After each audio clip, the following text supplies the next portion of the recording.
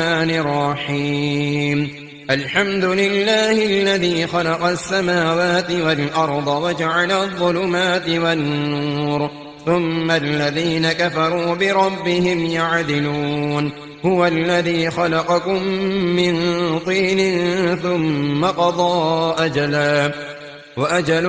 مسمى عنده ثم أنتم تمترون وهو الله في السماوات وفي الأرض يعلم سركم وجهركم ويعلم ما تكسبون وما تأتيهم من آية من آيات ربهم إلا كانوا عنها معرضين فقد كذبوا بالحق لما جاءهم فسوف يأتيهم أنباء ما كانوا به يستهزئون ألم يروا كم أهلكنا من قبلهم من قرن مكناهم في الأرض ما لم نمكن لكم وأرسلنا السماء عليهم مدرارا وجعلنا الأنهار تجري من تحتهم فأهلكناهم بذنوبهم وأنشأنا من بعدهم قرنا آخرين ولو نزلنا عليك كتابا في قرطاس فلمسوه بأيديهم لقال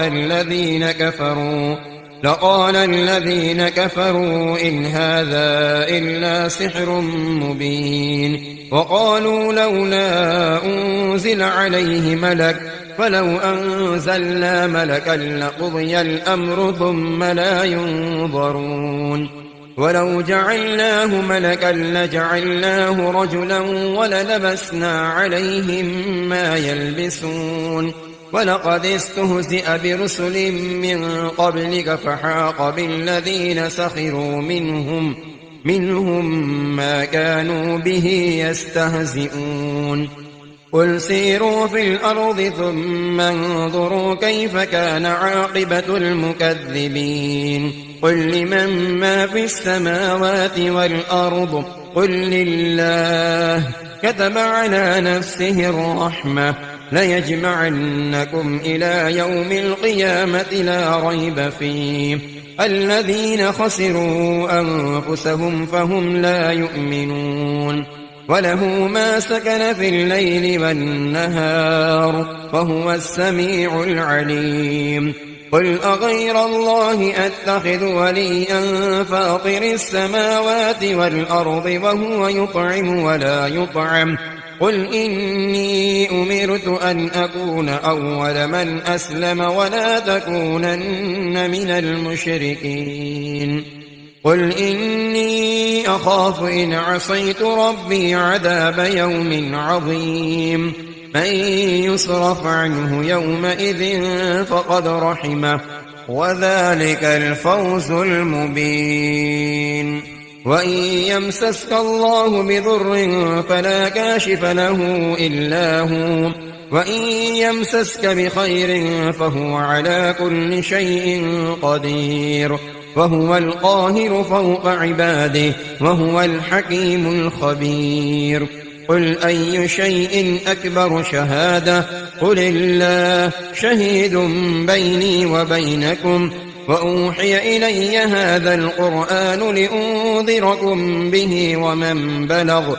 أئنكم لتشهدون أن مع الله آلهة أخرى قل لا أشهد قل إنما هو إله واحد وإنني بريء مما تشركون الذين آتيناهم الكتاب يعرفونه كما يعرفون أبناءهم الذين خسروا أنفسهم فهم لا يؤمنون ومن أظلم ممن افترى على الله كذبا أو كذب بآياته إنه لا يفلح الظالمون ويوم نحشرهم جميعا ثم نقول للذين أشركوا أين شركاؤكم الذين كنتم تزعمون ثم لم تكن فتنتهم إلا أن قالوا إلا أن قالوا والله ربنا ما كنا مشركين انظر كيف كذبوا على أنفسهم وضل عنهم ما كانوا يفترون ومنهم من يستمع إليك وجعلنا على قلوبهم أكنة أن يفقهوه وفي آذانهم وقرا وإن يروا كل آية لا يؤمنوا بها حتى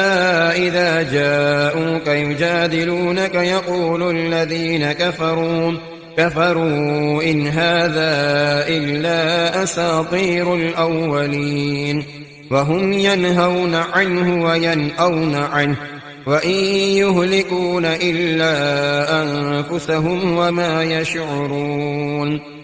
ولو ترى إذ وقفوا على النار فقالوا يا ليتنا نرد ولا نكذب بآيات ربنا ونكون من المؤمنين بل بدا لهم ما كانوا يخفون من قبل ولو ردوا لعادوا لما نهوا عنه وإنهم لكاذبون وقالوا إن هي إلا حياتنا الدنيا وما نحن بمبعوثين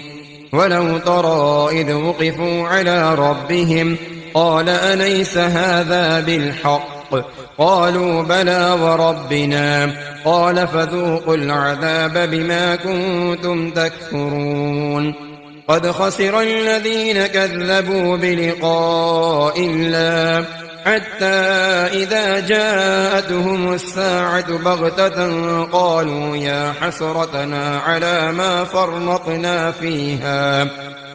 ما فرطنا فيها وهم يحملون أوزارهم على ظهورهم ألا ساء ما يزرون وما الحياة الدنيا إلا لعب ولهو وللدار الآخرة خير للذين يتقون أفلا تعقلون قد نعلم إنه ليحزنك الذي يقولون فإنهم لا يكذبونك ولكن الظالمين بآيات الله يجحدون ولقد كذبت رسل من قبلك فصبروا على ما كذبوا وأوذوا حتى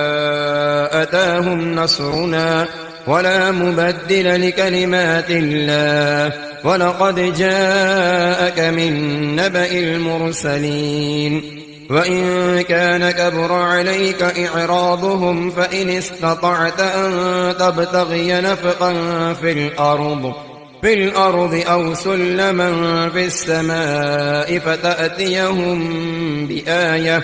ولو شاء الله لجمعهم على الهدى فلا تكونن من الجاهلين إنما يستجيب الذين يسمعون والموتى يبعثهم الله ثم إليه يرجعون وقالوا لولا نزل عليه آية من ربه قل إن الله قادر على أن ينزل آية ولكن أكثرهم لا يعلمون وما من دابة في الأرض ولا طائر يطير بجناحيه إلا أمثالكم ما فرطنا في الكتاب من شيء ثم إلى ربهم يحشرون والذين كذبوا بآياتنا صم وبكم في الظلمات من يشاء الله يضلله ومن يشاء يجعله على صراط مستقيم قل أرأيتكم إن أتاكم عذاب الله أو أتتكم الساعة أغير الله تدعون إن كنتم صادقين بل إياه تدعون فيكشف ما تدعون إليه إن شاء وتنسون ما تشركون ولقد أرسلنا إلى أمم من قبلك فأخذناهم بالبأساء والضراء لعلهم يتضرعون فلولا إذ جاءهم بأسنا تضرعوا ولكن قست قلوبهم وزين لهم الشيطان ما كانوا يعملون فلما نسوا ما ذكروا به فتحنا عليهم أبواب كل شيء حتى إذا فرحوا بما أوتوا أخذناهم بغتة فإذا هم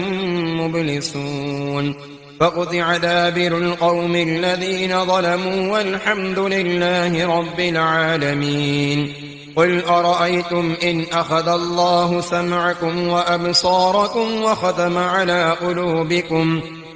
على قلوبكم من إله غير الله يأتيكم به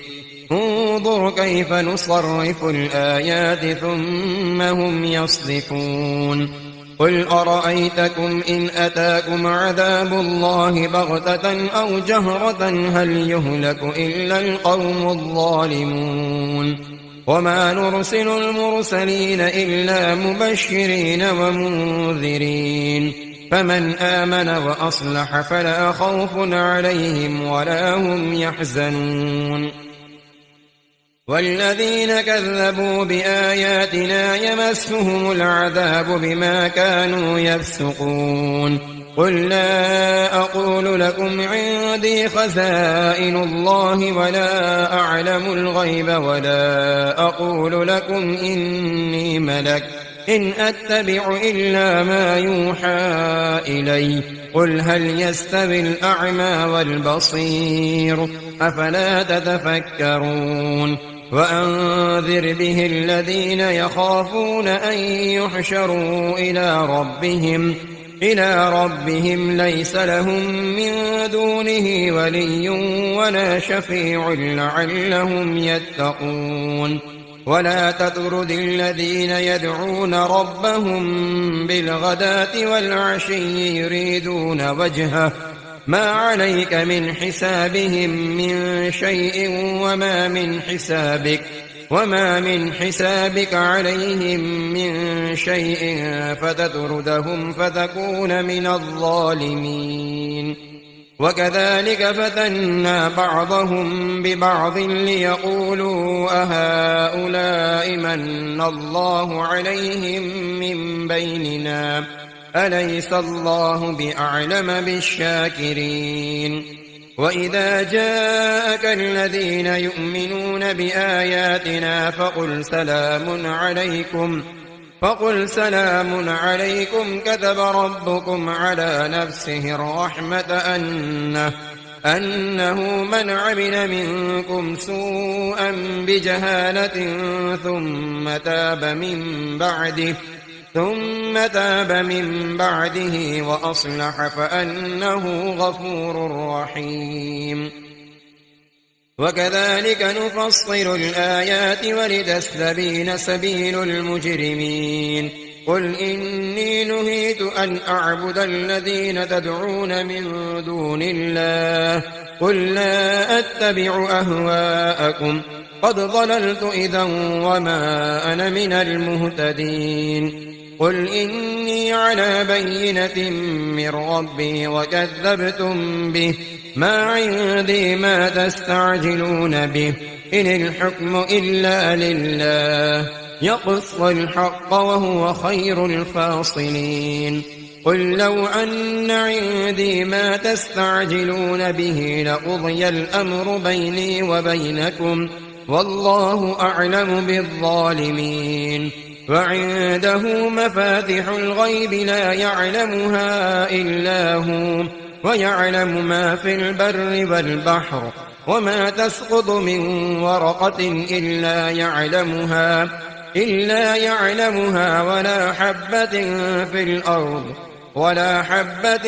في ظلمات الأرض ولا رطب ولا يابس إلا في كتاب مبين وهو الذي يتوفاكم بالليل ويعلم ما جرحتم بالنهار ثم يبعثكم فيه ليقضى أجل مسمى ثم إليه مرجعكم ثم ينبئكم بما كنتم تعملون وهو القاهر فوق عباده ويرسل عليكم حفظة حتى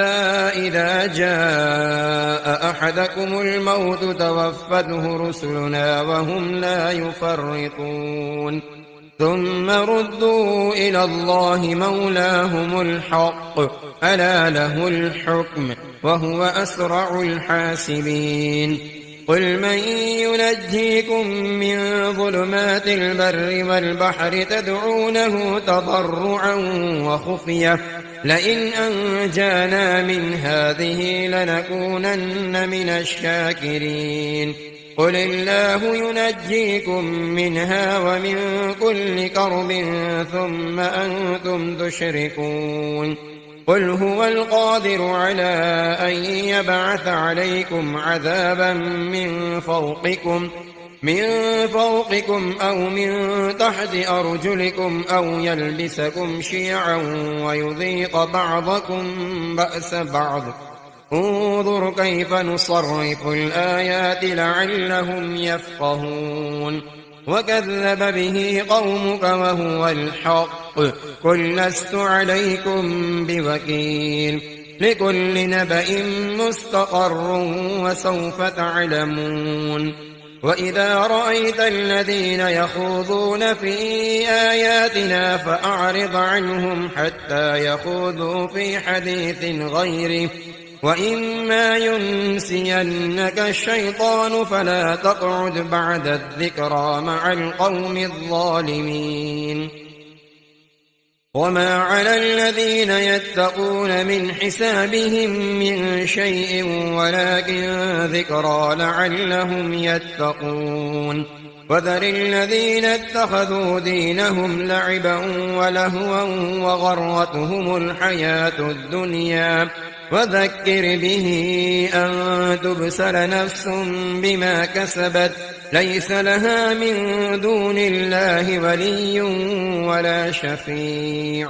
وإن تعدل كل عدل لا يؤخذ منها أولئك الذين أبسلوا بما كسبوا لهم شراب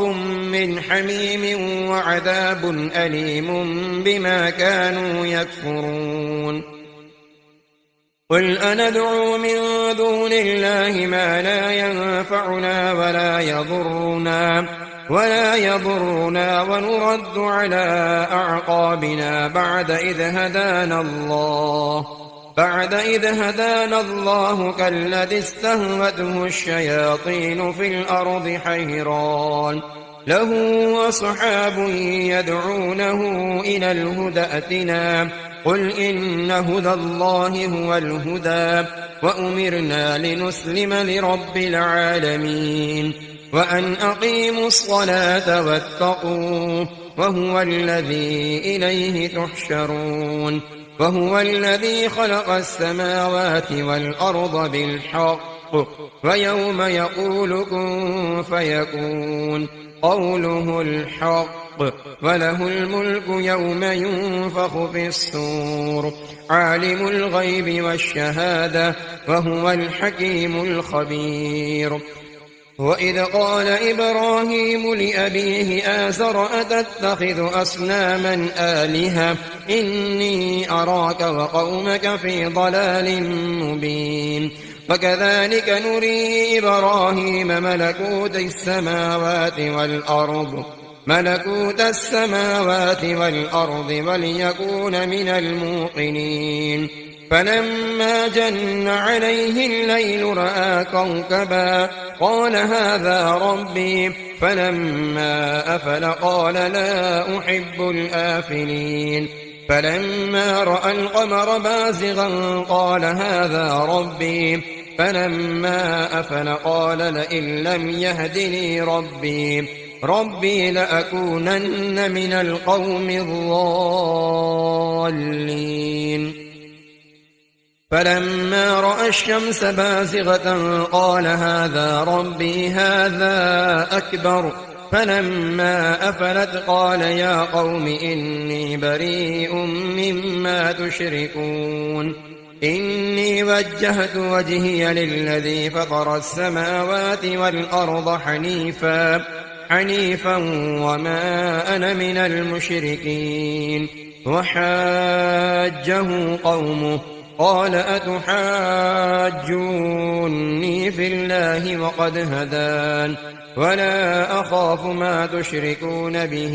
إلا أن يشاء ربي شيئا وسع ربي كل شيء علما أفلا تتذكرون وكيف أخاف ما أشركتم ولا تخافون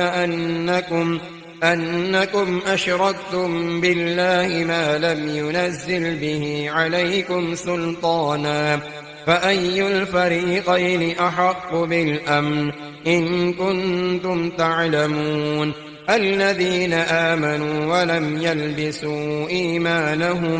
إيمانهم بظلم أولئك لهم الأمن وهم مهتدون وتلك حجتنا آتيناها إبراهيم على قومه نرفع درجات من نشاء إن ربك حكيم عليم ووهبنا له إسحاق ويعقوب كلا هدينا ونوحا هدينا من قبل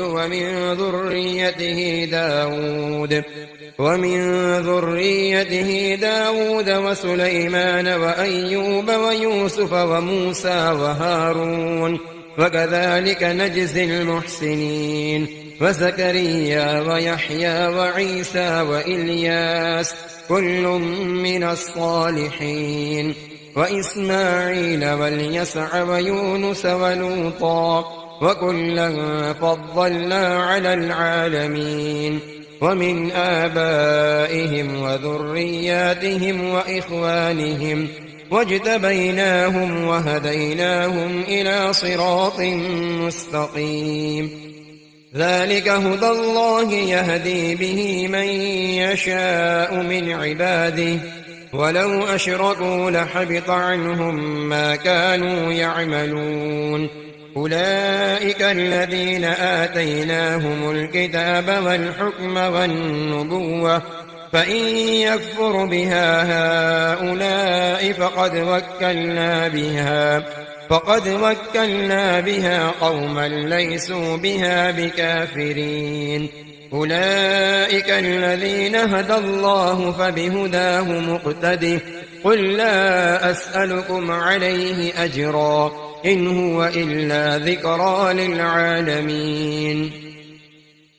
وما قدروا الله حق قدره إذ قالوا ما أنزل الله على بشر من شيء قل من أنزل الكتاب الذي جاء به موسى نورا وهدى للناس تجعلونه قراطيس تبدونها وتخفون كثيرا وعلمتم ما لم تعلموا أنتم ولا آباؤكم قل الله ثم ذرهم في خوضهم يلعبون وهذا كتاب أنزلناه مبارك مصدق الذي بين يديه ولتنذر أم القرى ومن حولها والذين يؤمنون بالآخرة يؤمنون به وهم على صلاتهم يحافظون ومن أظلم ممن افترى على الله كذبا أو قال أوحي إلي ولم يوح إليه شيء ومن قال سأنزل مثل ما أنزل الله ولو ترى إذ الظالمون في غمرات الموت والملائكة باسطوا أيديهم أخرجوا أنفسكم اليوم تجزون عذاب الهون بما كنتم تقولون على الله غير الحق وكنتم عن آياته تستكبرون ولقد جئتمونا فرادا كما خلقناكم أول مرة وتركتم ما خولناكم وراء ظهوركم وما نرى معكم شفعاءكم الذين زعمتم أنهم فيكم شركاء لقد تقطع بينكم وضل عنكم ما كنتم تزعمون إن الله فالق الحب والنوى يخرج الحي من الميت ومخرج الميت من الحي ذلكم الله فأنى تؤفكون فالق الإصباح وجعل الليل سكنا والشمس والقمر حسبانا ذلك تقدير العزيز العليم وهو الذي جعل لكم النجوم لتهتدوا بها في ظلمات البر والبحر قد فصلنا الآيات لقوم يعلمون وهو الذي أنشأكم من نفس واحدة فمستقر ومستودع قد فصلنا الآيات لقوم يفقهون وهو الذي أنزل من السماء ماء فأخرجنا به نبات كل شيء فأخرجنا منه خضرا نخرج منه حبا متراكبا ومن النخل من طلعها قنوان دانية وجنات من أعناب والزيتون والرمان مشتبها وغير متشابه انظروا إلى ثمره إذا أثمر وينعه إن في ذلكم لآيات لقوم يؤمنون وجعلوا لله شركاء الجن وخلقهم وخرقوا له بنين وبنات بغير علم سبحانه وتعالى عما يصفون بديع السماوات والأرض أنى يكون له ولد ولم تكن له صاحبة وخلق كل شيء وهو بكل شيء عليم ذلكم الله ربكم لا إله إلا هو خالق كل شيء فاعبدوه وهو على كل شيء وكيل لا تدركه الأبصار وهو يدرك الأبصار وهو اللطيف الخبير قد جاءكم بصائر من ربكم فمن أبصر فلنفسه ومن عمي فعليها وما أنا عليكم بحفيظ وكذلك نصرف الآيات وليقولوا درست ولنبينه لقوم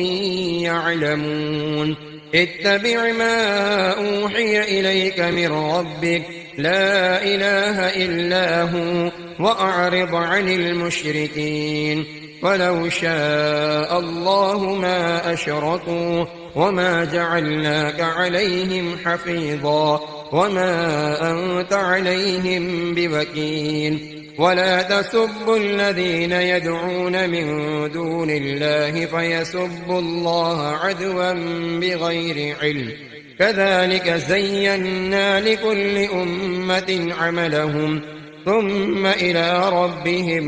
مرجعهم فينبئهم بما كانوا يعملون وأقسموا بالله جهد أيمانهم لئن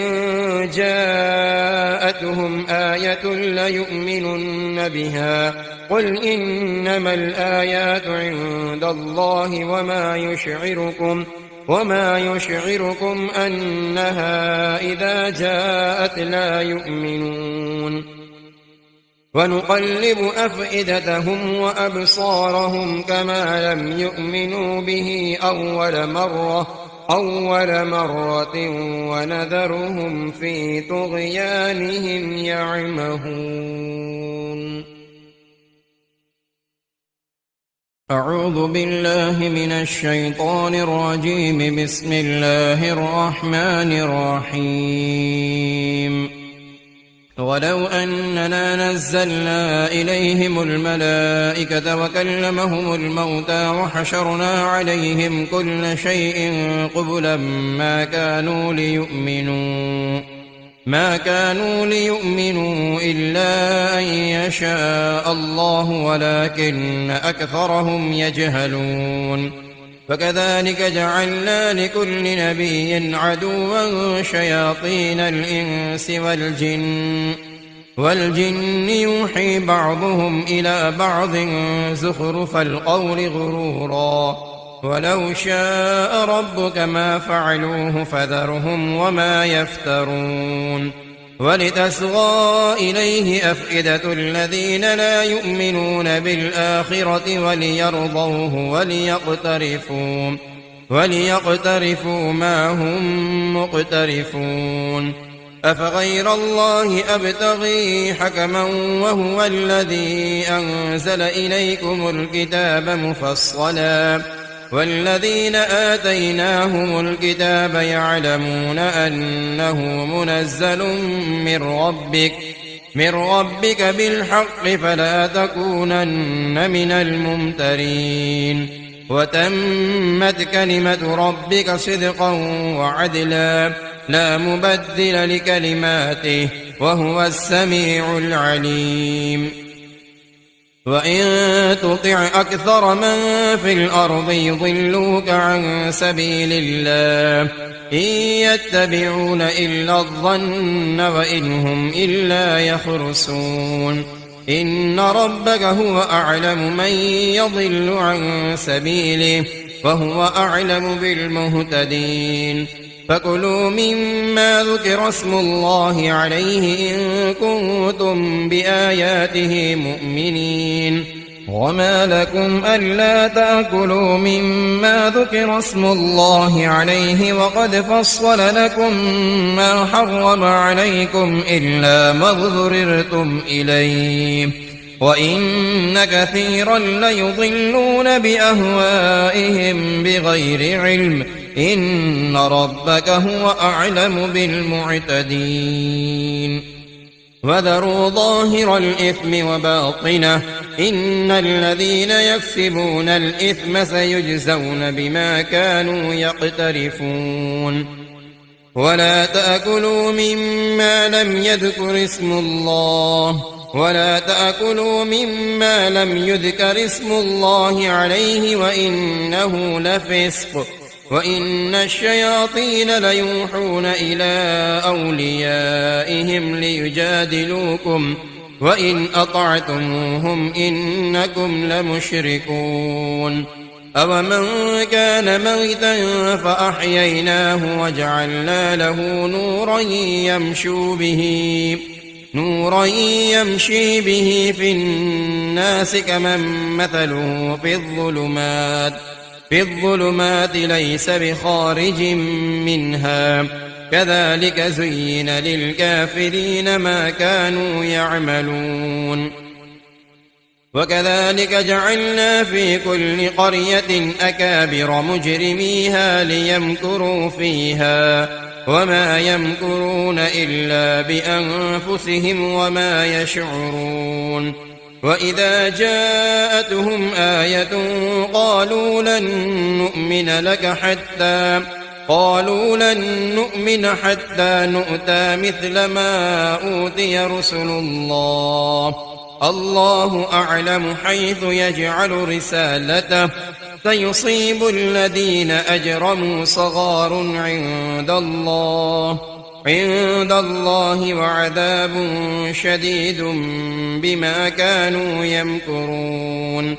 فمن يرد الله أن يهديه يشرح صدره للإسلام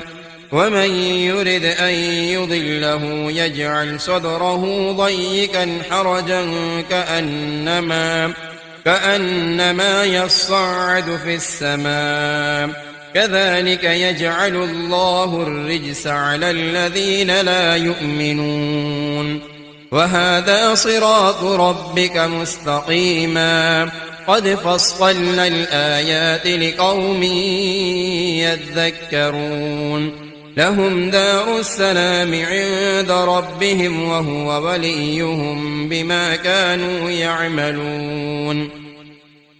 ويوم يحشرهم جميعا يا معشر الجن قد استكثرتم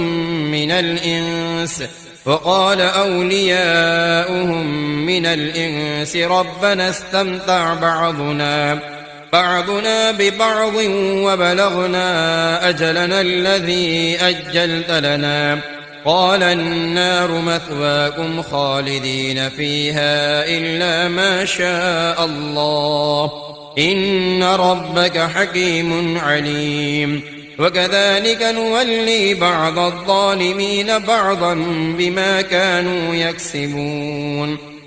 يا معشر الجن والإنس ألم يأتكم رسل منكم يقصون عليكم آياتي وينذرونكم لقاء يومكم هذا قالوا شهدنا على أنفسنا وغرتهم الحياة الدنيا وشهدوا على أنفسهم أنهم كانوا كافرين ذلك أن لم يكن ربك مهلك القرى بظلم وأهلها غافلون ولكل درجات مما عملوا وما ربك بغافل عما يعملون وربك الغني ذو الرحمة إن يشأ يذهبكم ويستخلف من بعدكم ما يشاء كما أنشأكم من ذرية قوم آخرين إنما توعدون لآت وما أنتم بمعجزين قل يا قوم اعملوا على مكانتكم إني عامل فسوف تعلمون من تكون له عاقبة الدار إنه لا يفلح الظالمون وجعلوا لله مما ذرأ من الحرث والأنعام نصيبا فقالوا هذا لله بزعمهم وهذا لشركائنا فما كان لشركائهم فلا يصل إلى الله وما كان لله فهو يصل إلى شركائهم ساء ما يحكمون وكذلك زين لكثير من المشركين قتل أولادهم شركاؤهم ليردوهم وليلبسوا عليهم دينهم ولو شاء الله ما فعلوه فذرهم وما يفترون وقالوا هذه أنعام وحرث حجر لا يطعمها إلا من نشاء بزعمهم وأنعام حرمت ظهورها وأنعام لا يذكرون اسم الله عليها افتراء عليه سيجزيهم بما كانوا يفترون وقالوا ما في بطون هذه الأنعام خالصة لذكورنا ومحرم على أزواجنا وإن يكن ميتة فهم فيه شركاء سيجزيهم وصفهم إنه حكيم عليم قد خسر الذين قتلوا أولادهم سفها بغير علم وحرموا ما رزقهم الله افتراء على الله قد ضلوا وما كانوا مهتدين وهو الذي أنشأ جنات معروشات وغير معروشات والنخل والزرع مختلفا أكله والزيتون والرمان متشابها وغير متشابه كلوا من ثمره إذا أثمر وآتوا حقه يوم حصاده ولا تسرفوا إنه لا يحب المسرفين ومن الأنعام حمولة وفرشا كلوا مما رزقكم الله ولا تتبعوا خطوات الشيطان إنه لكم عدو مبين 8 أزواج من الضأن 2 ومن المعز 2 قل أذكرين حرم أم الأنثيين أما اشتملت عليه أرحام الأنثيين نبئوني بعلم إن كنتم صادقين ومن الإبل 2 ومن البقر 2 قل أذكرين حرم أم الأنثيين أما اشتملت عليه أرحام الأنثيين أم كنتم شهداء إذ وصاكم الله بهذا فمن أظلم ممن افترى على الله كذبا ليضل الناس بغير علم إن الله لا يهدي القوم الظالمين قل لا أجد فيما أوحي إلي محرما على طاعم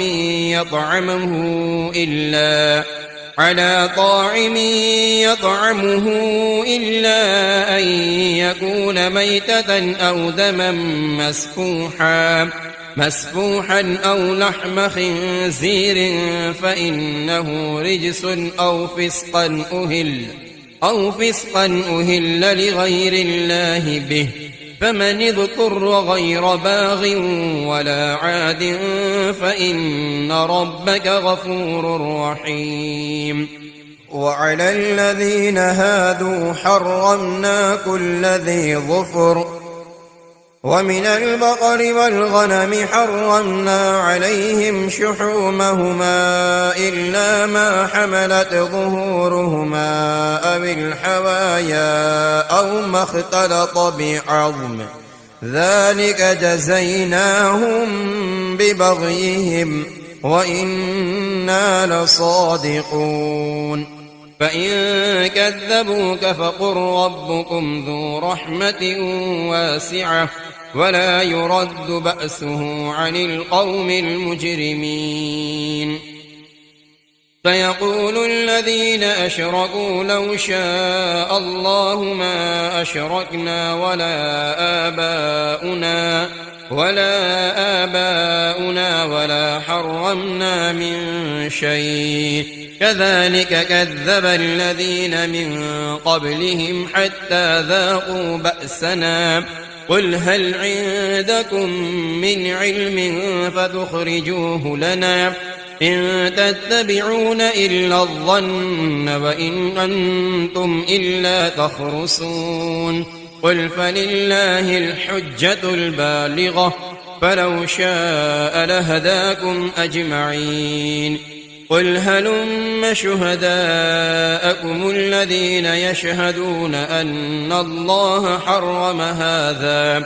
فإن شهدوا فلا تشهد معهم ولا تتبع أهواء الذين كذبوا بآياتنا والذين لا يؤمنون بالآخرة وهم بربهم يعدلون قل تعالوا أتل ما حرم ربكم عليكم ألا تشركوا به شيئا وبالوالدين إحسانا ولا تقتلوا أولادكم من إملاق نحن نرزقكم وإياهم ولا تقربوا الفواحش ما ظهر منها وما بطن ولا تقتلوا النفس التي حرم الله إلا بالحق ذلكم وصاكم به لعلكم تعقلون ولا تقربوا مال اليتيم إلا بالتي هي أحسن حتى يبلغ أشده وأوفوا الكيل والميزان بالقسط لا نكلف نفسا إلا وسعها وإذا قلتم فاعدلوا ولو كان ذا قربى وبعهد الله أوفوا ذلكم وصاكم به لعلكم تذكرون وأن هذا صراطي مستقيما فاتبعوه ولا تتبعوا السبل فتفرق بكم عن سبيله ذلكم وصاكم به لعلكم تتقون ثم آتينا موسى الكتاب تماما على الذي أحسن وتفصيلا لكل شيء وهدى ورحمة لعلهم بلقاء ربهم يؤمنون وهذا كتاب أنزلناه مبارك فاتبعوه واتقوا لعلكم ترحمون أن تقولوا إنما أنزل الكتاب على طائفتين من قبلنا وإن كنا عن دراستهم لغافلين أو تقولوا لو أنا أنزل علينا الكتاب لكنا أهدى منهم فقد جاءكم بينة من ربكم وهدى ورحمة فمن أظلم ممن كذب بآيات الله وصدف عنها سنجزي الذين يصدفون عن آياتنا سوء العذاب بما كانوا يصدفون هل ينظرون إلا أن تأتيهم الملائكة أو يأتي ربك أو يأتي بعض آيات ربك يوم يأتي بعض آيات ربك لا ينفع نفسا إيمانها لم تكن آمنت من قبل أو كسبت في إيمانها خيرا قل انتظروا إنا منتظرون إن الذين فرقوا دينهم وكانوا شيعا لست منهم في شيء إنما أمرهم إلى الله ثم ينبئهم بما كانوا يفعلون من جاء بالحسنة فله 10 أمثالها ومن جاء بالسيئة فلا يجزى إلا مثلها وهم لا يظلمون قل إنني هداني ربي إلى صراط مستقيم دينا قيما ملة إبراهيم حنيفا وما كان من المشركين قل إن صلاتي ونسكي ومحياي ومماتي لله رب العالمين لا شريك له وبذلك أمرت وأنا أول المسلمين قل أغير الله أبغي ربا وهو رب كل شيء ولا تكسب كل نفس إلا عليها ولا تزر وازرة وزر أخرى ثم إلى ربكم مرجعكم فينبئكم بما كنتم فيه تختلفون وهو الذي جعلكم خلائف الأرض ورفع بعضكم فوق بعض درجات ليبلوكم فيما آتاكم إن ربك سريع العقاب وإنه لغفور رحيم